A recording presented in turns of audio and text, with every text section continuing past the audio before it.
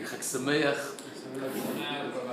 Putchin bechvod ha'achzania. It's great to have the presence of the Kehillah and Rav Laniado Shlita, Mara de Atra, that has made Los Angeles a greater Makom Torah. And Bezrat Hashem, Shechefetz Hashem, Bidchem Tatzliach. And you should be Matzliach in everything that you do. La'arbitz Torah, La'agdil Torah, La'adirah. Amen. Keni Ratzon. And we're a short time. We're running late, and I have to be back by 4 o'clock to give another shiur. But try to share with you an insight on Sukkot and what we are actually dealing with right now. We have the mitzvah of Simchat HaChag. Every Chag we have a mitzvah d'oraita of V'samachta b'chagecha. It has halachic ramifications. The Gemara says, by Basar v'yayin, nowadays we don't paskin, like a Machloket Tosafot and Rambam, whether or not we have this simcha of Basar without the Korbanot in the Beit HaMikdash. The Shulchan Aruch actually drops that, but the chiyuv of having Basar is mentioned in Shulchan Aruch, having a revi'it of wine, and Nashim b'mames HaMechan, you buy them things, ketanim. There's a mitzvah of Chag, but in Sukkot there is an extra mitzvah of Simcha, of V'samachta b'chagecha v'ayita ach sameach. You have to be only happy when it comes to Sukkot. And it's a very difficult mitzvah, because you think about it, you have a mitzvah, a commandment of 8 days of consecutive unstopped happiness, which made the Gaon, the Vilna Gaon, say this is the most difficult mitzvah in the entire Torah. Normally speaking, the Gemara says Kibud Avayim is very difficult. Abaye says, fortunate is the fellow that did not see his parents, because you can never really fulfill the mitzvah of Kibud Avayim fully. You would think that's going to be the hardest mitzvah. Gaon says the mitzvah of Simchat HaChag is the most difficult mitzvah. 8 days, consecutive, non-stop Simcha. But it becomes even more difficult when you contemplate that this is the most difficult time of the year to be Sameach. First of all, you have to understand how Hashem could command on an emotion. You could command me to put on tefillin. You could command me to build the sukkah. You could command me to sleep in the sukkah.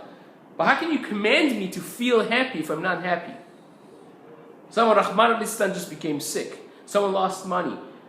Someone was hurt emotionally by other people.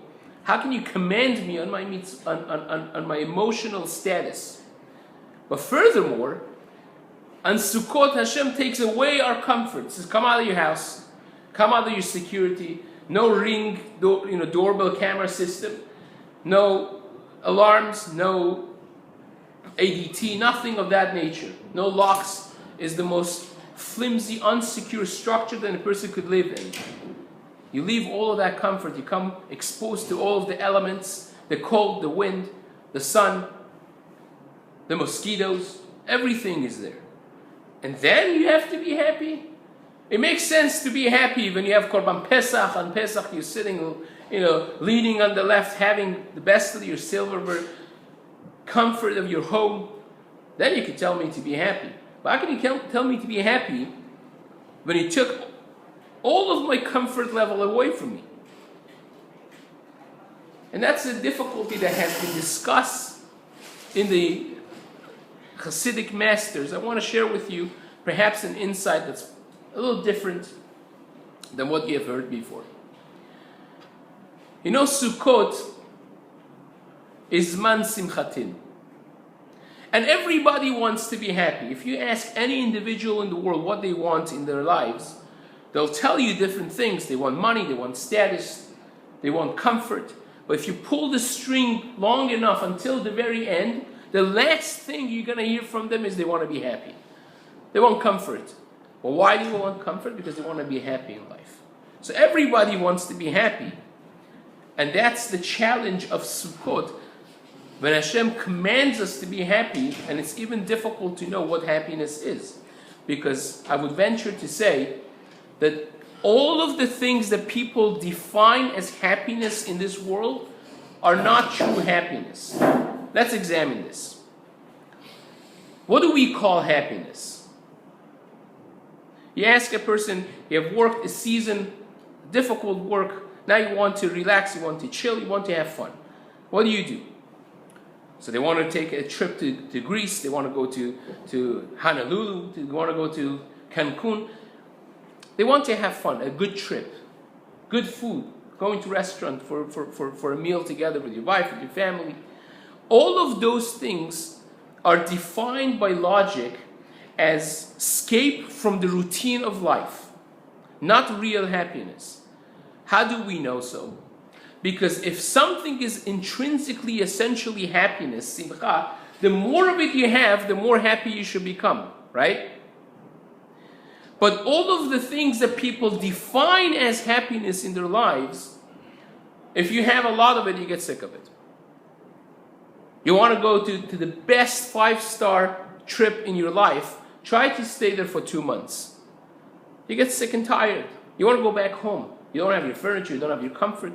It's good the first 2 days, it's geschmack, it's great. The second 2 days, it's good. 1 week passes. After 2 weeks, you're sick and tired, you want to go back home. It's just escape from a change from routine. People from California, from Los Angeles, they go to San Diego for vacation. People from San Diego, they don't go to San Diego, they come to Los Angeles for vacation. Right? If you live in Hawaii, you don't go to Hawaii, you come to Los Angeles. If you're in Los Angeles, you wish to go to Hawaii. That exactly is how we view what we call simcha, but it's not real simcha. If I could get sick of something I call happiness, that's not true happiness. All it is a sharp turn to change from my routine. After all, that's how jokes work too. Like, why do you laugh at a joke? If you intellectually, in a nerd's mind, if you dissect a joke, it means there's no significance in it. But why do we laugh? Because there's a build-up that you're not thinking, you're not expecting a certain switch, a sharp turn, and then the unexpected is told to you, and you break into laughter. And the sharper the turn, the more unexpected the turn, the more you laugh. But it's not an essential thing that you could live and keep on doing. It's not real simcha. So what is real simcha? We have a mitzvah to be happy. We mentioned that everyone in their lives, they want happiness. That's the final thing that a person wants. So what is happiness? And perhaps we could have 2 elements to discuss tonight of what true happiness is about, and how in Sukkot we reach that level of happiness. First is that happiness is really defined by a deep feeling of security, when you feel nobody could affect me in a negative way. That gives security to a person and it makes them genuinely happy from inside. Imagine to yourself someone that gets the best alarm system, and now he goes to sleep. He feels secure, he feels happy. Now imagine a person that could think nobody in the world could do anything negative to me. No one could change my parnasah, no one could slander me, no one could hurt me, no one could harm me in any way. How happy that person would be. It's a feeling of living with Hashem, knowing Hashem is completely and totally in charge of my life. Nobody could touch my parnasah, my emotional status. Nothing of my life could be changed by anyone in this world. The prime example of it is David HaMelech. David HaMelech perhaps had the most difficult life of any personality in Tanakh. He was born under very questionable circumstances. He writes it himself in Tehillim, his family looked down at him. They looked at him as a product of perhaps a illegitimate relationship. It was a very difficult thing for him to grow up. He looked different, he was very short, he was red. He was casted out of the family to be a shepherd outside the family. To the degree that when Shmuel HaNavi came to nominate, to make one of the kids of Yishai the king, and he went through all of the other boys, he said, "Do you have anyone else?" He said, "No." So, David, That's how it was looked at. And he grows up, he kills Goliath, and he marries the daughter of the king, the daughter of Shaul, Michal, to find out immediately afterwards that his father-in-law hates him, he's jealous, he wants to kill him, he hires the entire army the Navy and the Air Force and all of them to kill David HaMelech. For 6 years. Takes his wife away, gives him to someone else to marry. And he's running for his dear life, literally. And he has to hide his mother, his father, and all of his brothers. He trusts a Gentile king that he's going to keep them safe and away from Shaul HaMelech, only to realize that he murdered all of them right after David HaMelech departed from him. All of them were murdered. A very difficult life. 4 of his children were lost in his lifetime, 2 of which they rebelled against him. They wanted to chop off his head. And yet, he's the greatest Meshorer, Ne'im Zemirot Yisrael, is David HaMelech. He had the happiest life while having the most miserable life physically. How is that possible? How it's possible is because David HaMelech is the one that says, Kagamul alei mo ken gamul alei nafshi. Like a baby that is completely trusting the mother to provide milk. Have you ever seen a baby questioning the mother after nursing, is going to be milk next time? The kid trusts, knows nothing else besides the mother. Knows that whenever I'm hungry, I'm going to cry, the mother is going to feed me. David HaMelech says, I'm like that kid. I trust you completely. Even if I go to the valley of death, lo irara, I'm not afraid of negativity. Not that nothing bad is going to happen, but I'm not afraid of it. Because you're with me. Even when you hit, I know it's you that's hitting. Hashem ro'i lo ichsar, Hashem, you're my shepherd. That feeling of knowing the knowledge that nobody else in the world, no one in the community, no one could touch me. I'm untouchable, invincible by other people. It's only Hashem. And when He does it, even if it feels negative, I know it's coming from Him. That's a genuine level of simcha. Something you could never get sick of. So Hashem says, leave your home, leave your security cameras and the locks and the alarm system and your fancy setup in your house. Come out, live with me. Sila de mehemluta, like the Zohar HaKadosh says, in the shade of Hashem. And then you will realize that you're living with me as your protection. You see, every Yom Tov has 2 names in the Chumash. It's the conventional name, Chag HaMatzot, Chag HaShavuot, Chag HaSukkot. And then it has a name that's related to agricultural system of development of produce. Chag HaMatzot, aka, is known as what? Chag HaBikurim, B'moed Chag HaBikurim. Which is the sprouting, the first moment of the creation of the produce as a plant. And that's the birth of the plant. And Shavuot is Chag HaKatzir, when it's ready to be harvested. That's Chag HaKatzir. And Sukkot finally is Chag HaAsif. After harvesting, you can't bring it in, it's still moist. It's going to get moldy and it's going to rot. So you have to spread it out to dry and then you could take it in the house. Now, us as Am Yisrael, we're called the Tvu'ah of Hashem. Kodesh Yisrael Hashem, Reshit Tvu'ato. We're called the produce of Hashem. So now this makes everything in the Chagim take a new perspective when we think about them in the light of this names of produce that Hashem calls the Chagim. Because Pesach is the birthday of the produce, is the birthday of Am Yisrael. We were a family that went down to Mitzrayim, and like the Pasuk says, Bekur habarzel be'eres Mitzrayim. Hashem says, I created you as a nation in Egypt, in Mitzrayim. It was the birth of Am Yisrael when we came out. The Pasuk says, who is like Hashem? Lavo lakachat lo goy mikerev goy. To come and take a nation out of one nation. Like a baby that comes out of the womb, out of the mother. A life that is separated from within another life and takes its own identity as a baby. That's exactly what happened to us. How do you make metal? you melt down all of the sigim, all of the mixtures, and you have pure metal. Hashem says, that's how I created you in Mitzrayim. Bekura barzel be'eres Mitzrayim. So that's our birthday. Like a baby that now takes identity as a human being. We got an identity.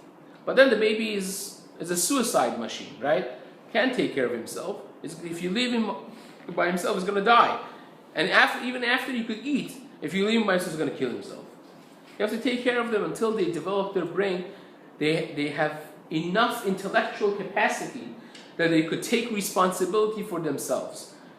A 13-year-old, a 12-year-old girl, or a 13-year-old boy, they become bar mitzvah, bat mitzvah. That's the moment of their development mentally that they could take responsibility for their actions. They become bar mitzvah. And just like this, Am Yisrael also was in Memtet Sha'arei Tumah, in 49 levels of Tum'ah. Ari HaKadosh says if you would stay there one more minute, it would become impossible to be redeemed.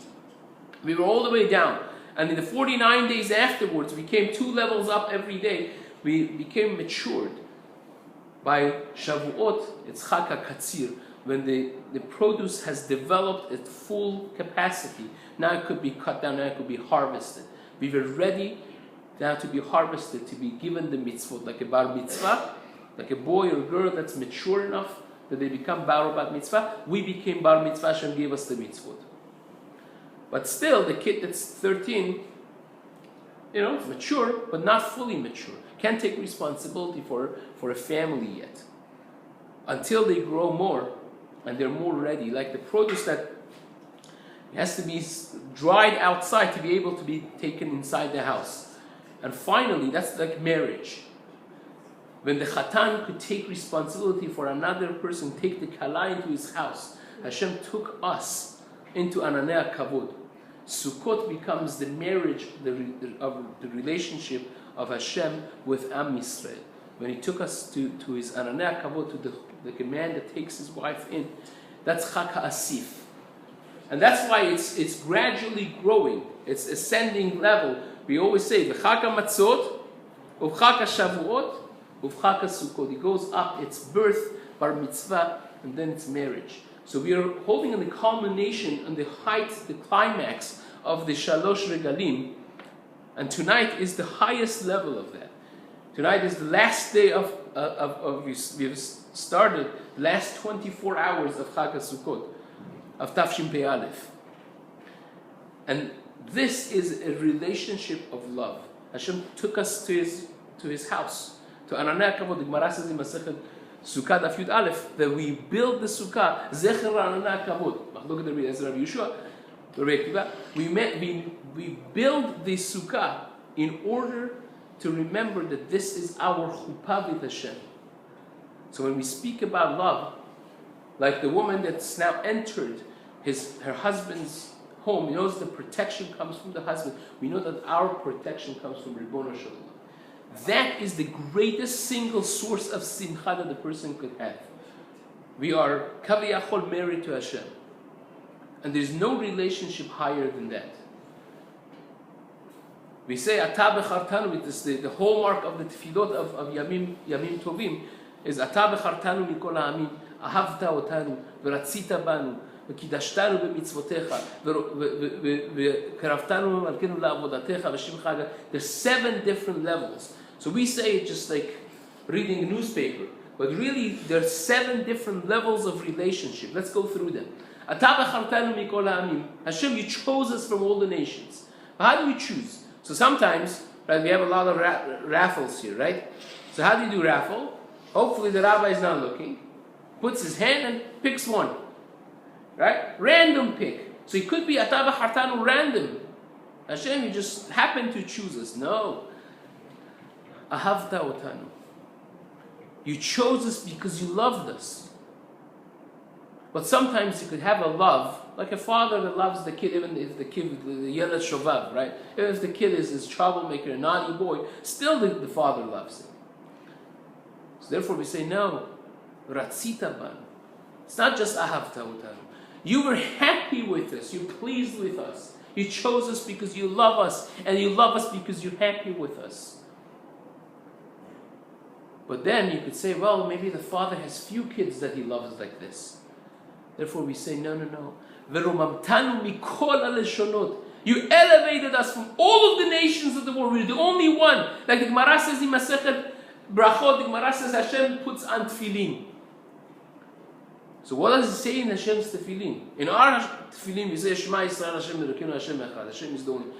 The Gemara says in tefillin of HaKadosh Baruch Hu, it says Mi ka'amcha Yisrael goy echad ba'aretz. Hashem says I have one nation in the world, Am Yisrael. He puts that on tefillin kaviyachol.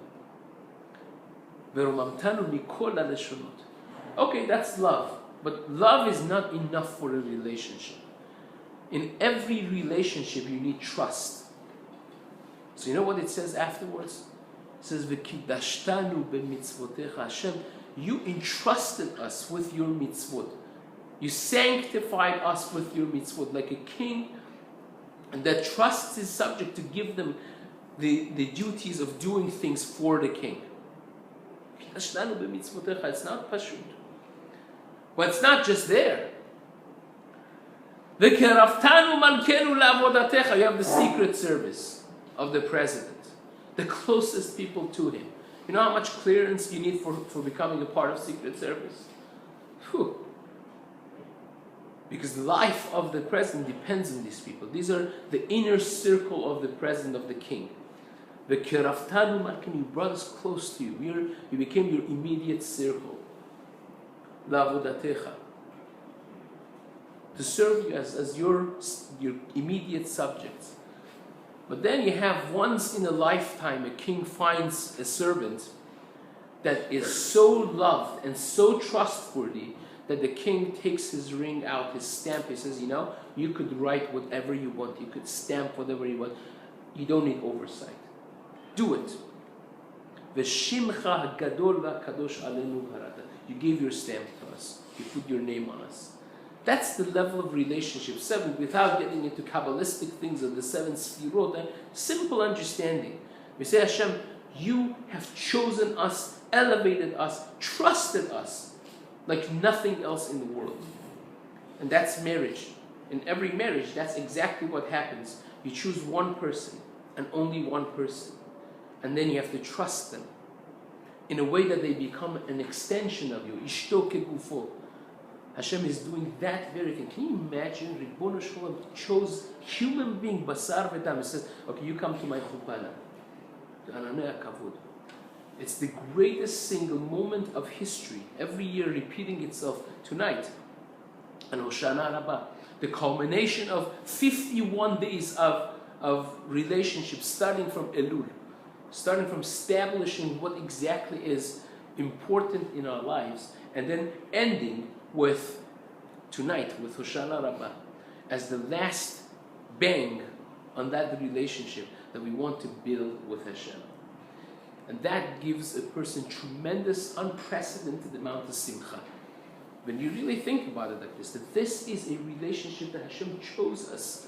And nobody else could touch me, because my father, my husband, however you want to say it, Hashem is the only one that could make any difference in my life. Nobody else could touch my life.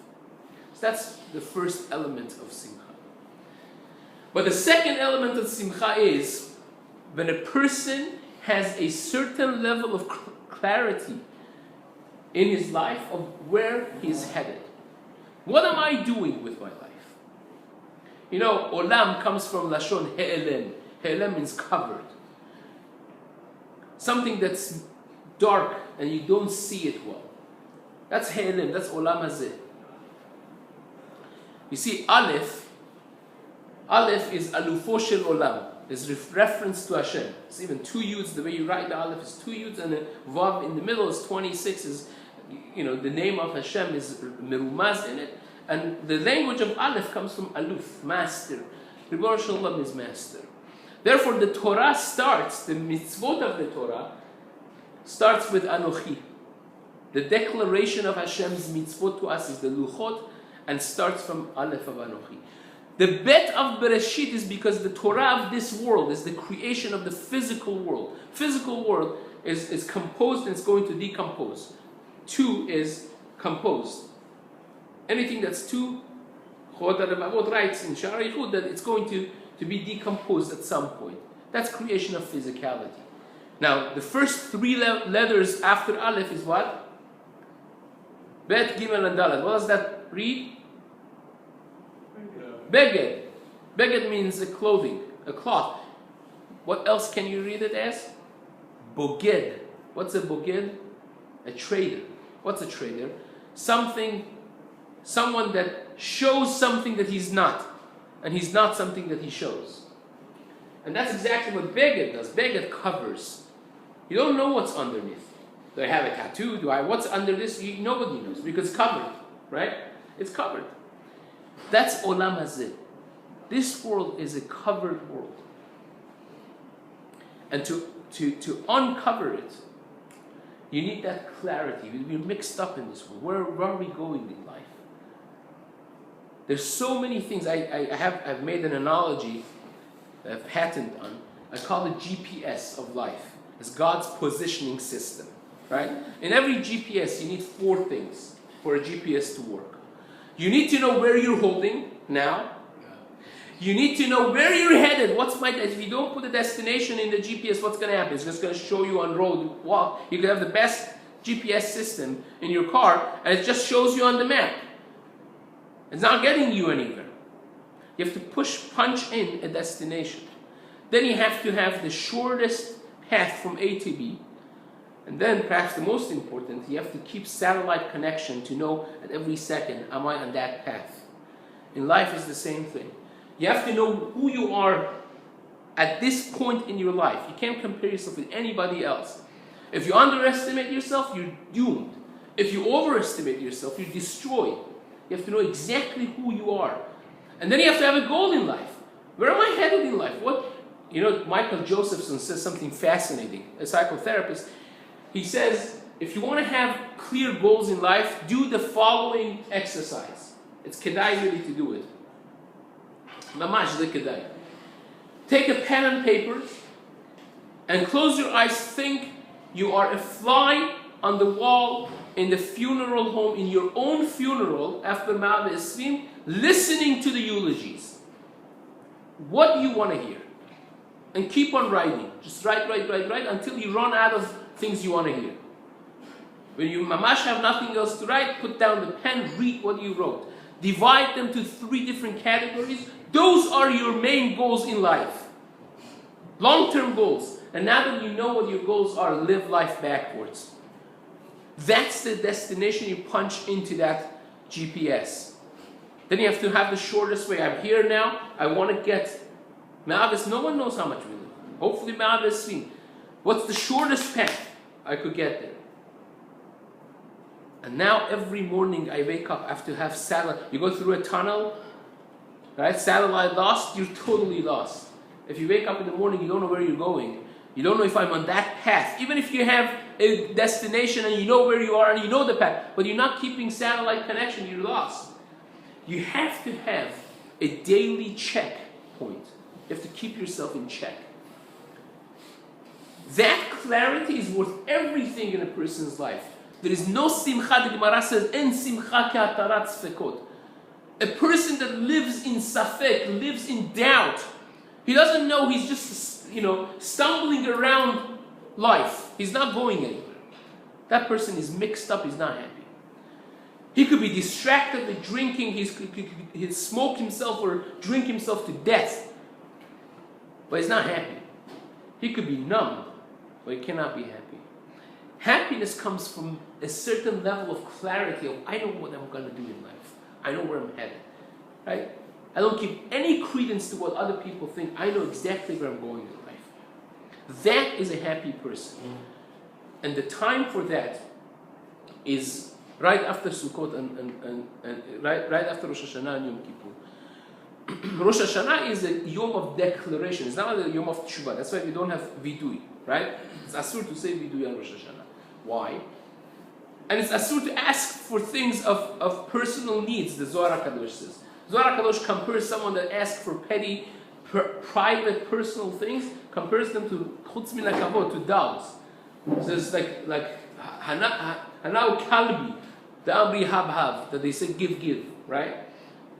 Rosh Hashanah is not the day of Teshuvah, is not a day of asking for your faith of next year.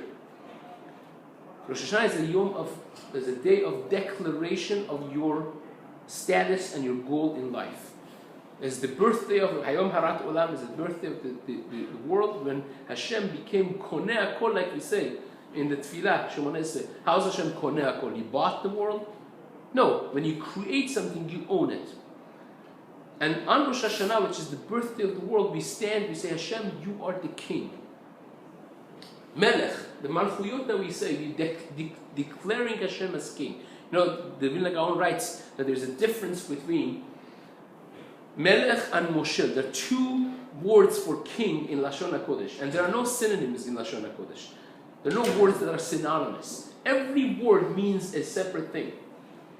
So Melech, says the Gaon, means when a country gets together and nominates a king that they love. Moshel means a ruler, comes in, kills everyone, conquers the land, and if you talk, off with your head. That's the Moshel. Hashem is Moshel, but Goyim, the Pasuk says. Goyim can know better. They're not expected to know better. But us, we are an Am, we are Ummah, we are a nation that's Mamlich HaKadosh Baruch Hu. We say, Hashem, we want you. Once a year we stand in that long Musaf and we say, 10 Psukim, Hashem, I want you to be my king. So we declare the clarity of that GPS. Where am I going to go in life? Hashem is my king. On Yom Kippurim, Aseret Yemei Teshuvah, culmination of this Yom Kippurim, we stand and say, okay, now that I established Hashem is my king, what in my life and in my actions are not aligned with this goal that I set? Let me shed them off. That's Teshuvah. If Hashem is my king, so then I betrayed my king if I didn't listen to him. You see why you can't have Rosh Hashanah, Yom Kippurim before Rosh Hashanah? It would make more sense, right? To do Teshuvah before Yom Adin. Why do you have Yom Adin and then you have Teshuvah? It makes no sense. But now you understand that it can't be any other way. You have to first declare Hashem as king, put a goal and say, okay, am I aligned with this? Let me shed off all the things that's not aligned with this. After Yom Kippurim, you feel like $1,000,000. Because now you have clarity of goal in life. And now Hashem says, okay, come to Sukkot. Come out of the house. Leave the physical distractions behind. You see, you have a car. What's the definition of a car? A car is a tool that gets me from point A to point B. That's all the car needs to do. Doesn't need to be a Lamborghini, doesn't need to be a Tesla, doesn't need to be any of those things. Those are, sometimes distractions. Imagine if a person gets a $450,000 car. Now you get a scratch on it, Hashem Yirachem, right? In some sense, the car owns the owner, not the owner. The owner has to protect the car. Instead of this becoming a tool, it became a liability. One of my students bought one of the newest model of the BMW i8. And aside from all the time that he spent enjoying figuring out all the gadgets in the beginning, so after 2 nights, he realized he couldn't fall asleep at night, parking it next to the house. So he went and rented a indoor garage for this, and then he was taking Uber to go to his car. I was like, crazy. This car owns you, you don't own it. The same thing could happen with a car, the same thing could happen with a house, with a job, with status, with riches, everything. Hashem says, leave those behind for 1 week. Come out. You see, you can live simply. Pursue your goals. Your goal is me. We're married, commitment. That sense of clarity, of goal in life, and not being distracted, and not allowing yourself to be distracted by the riches, by the cars, and the houses and the like, is the greatest simcha.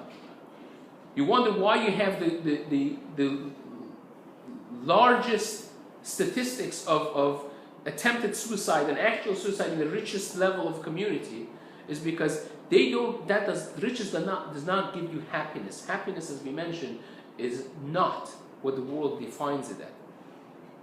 Happiness is a sense of goal and accomplishment in life. And oftentimes the riches are blockages to that, not the tools. They give comfort, but they do not bring happiness. unless a person has a clear, defined sense of goal, of where am I headed in my life. And also realizing that nobody could touch me as an individual if Hashem is my shepherd. Those are the two elements of simcha. And now you understand that the only time perhaps that we could achieve actual simcha, to be commanded on simcha, to be only happy. To be only happy is a connection with Hashem. To be completely davuk to Hashem. Life only is defined by the level of the vikut, of attachment that we have to Hashem. And that's the only way that we could be happy. And now we could get, maybe I'm out of time, but just one more nugget. What is the definition of Simchat Torah and Shmini Atzeret? Shmini Atzeret doesn't take place in the Shalosh Regalim. The Gemara says Shmini Atzeret Chag Bifnei Atzma. If tomorrow night you say B'Chag HaSukkot, you have to go back and daven again, Rabbi will tell you, right? Yes, Rabbi? It's a Chag Bifnei Atzma. You're not Yotzi. It's Shechianu for itself. Everything of itself. So it's not counted with Shalosh Regalim, but it is also the 8th day of, it's called Yom HaShmini, Shmini Atzeret. Shmini of what? It's not Shmini of Tishrei, Shmini of Sukkot. So it is connected to Sukkot, but it's not connected to Sukkot. So what's the essence of Shmini Atzeret? And why is Simchat Torah in Shmini Atzeret? Simchat Torah should be on Shavuot. Why is it in Shmini Atzeret? What's the analogy of Shmini Atzeret? We mentioned birth, bar mitzvah, marriage. What's after that? You see, when you get married, there's a lot of preparations. Then you have 5 hours of pandemonium. You won't remember any of it, right? Because hundreds of people are coming, singing Mazal Tov, dancing with you, drinking. But then afterwards, when the party dwindles, first the people who are least close with the Chatan and Kala leave, then the other friends and the other friends.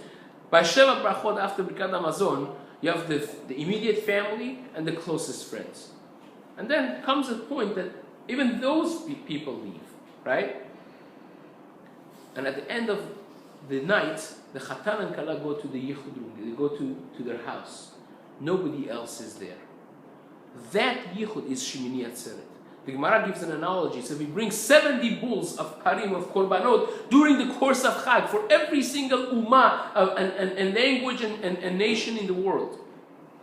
But then, Shmini Atzeret only has Par Echad, one Korban, that's it. The Gemara gives a mashal, an analogy. The Gemara says it's like a king that made a big party, brought all of his ministers, all of his friends, 7 days of partying. At the end, he sent all of them off, aside from his best friend. The best friend said, Kasher alai peredatchem. It's hard for me to see you go. One more day stay with me. We'll have a small seudah. We don't need a big party. It's about love. It's about relationship. It's like the yichud room of Chatan and Kala. Right? There's a minhag among the yeshiva community that the Chatan gives a pearl necklace to the Kala in the yichud room. I don't think it's a good idea. Don't listen to me. You should give it because she's going to be upset.